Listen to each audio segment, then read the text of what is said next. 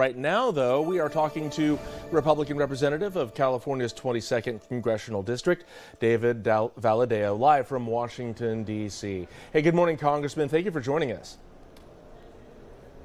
No, thanks for having me. Good morning.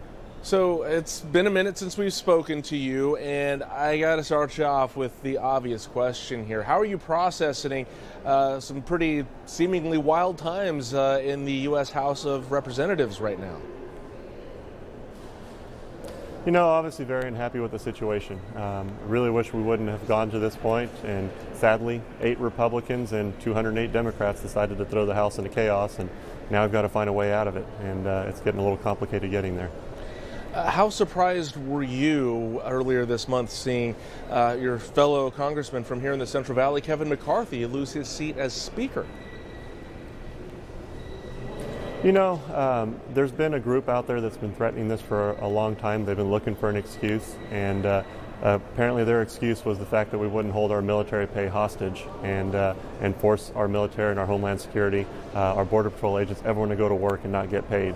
Apparently that's something that was just a step too far for them, and sadly they went ahead and moved with it. But like I said, out of the 218 Republicans that voted, 210 voted with McCarthy. Only 8 voted to throw him out, and it was the 208 Democrats that pushed it over the line, and sadly none of them would help out and try to keep the chaos or the clown show from moving forward.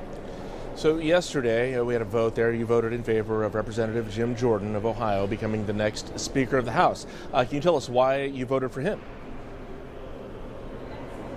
Well, I mean, obviously McCarthy is always my first choice, and if there's a chance to get him back in the spot, I will. And then Scalise was our nominee that came out of the conference, and then obviously he didn't make it all the way to the floor. Jim Jordan is the guy that won the conference, the majority of the conference, and so he came to the floor and I gave him my first vote. I'm not sure if I'll give him any more, and right now it doesn't look like he has enough votes to get across the line. So we'll see how that plays out. But ultimately my goal is to make sure that we have a speaker in the spot, even if it's someone I don't always agree with.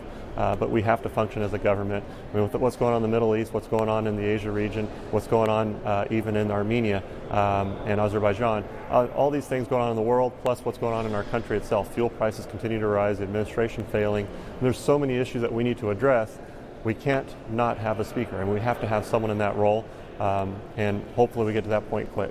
Yeah, how optimistic are you that something could happen today or within the next few days as far as getting a speaker in place?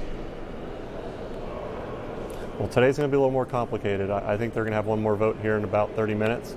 We'll see how that one plays out. I don't believe Jordan has the votes to get across the line, and then we'll have to reassess the situation and potentially look at giving the pro tem McHenry some power to be able to allow us to govern and to react to some of the situations going on in our country and abroad. And it seems that way, especially with as many votes as it took for Congressman McCarthy to get in place this past January. I do have to ask you, though, you did mention about Israel, Gaza, and other things going on around the world. You know, it's hard to believe that Hamas was able to plan an attack on Israel for 2+ years without any detection from Israel or U.S. intelligence. How does something like that happen? You know, there's so much going on in the world. It wouldn't surprise me that we don't know. I mean, there's no way any government, any agency would know everything that's going on in the world. And obviously these terrorist organizations are going to continue to plot and plan and do everything they possibly can. Sadly, they were successful in this attack.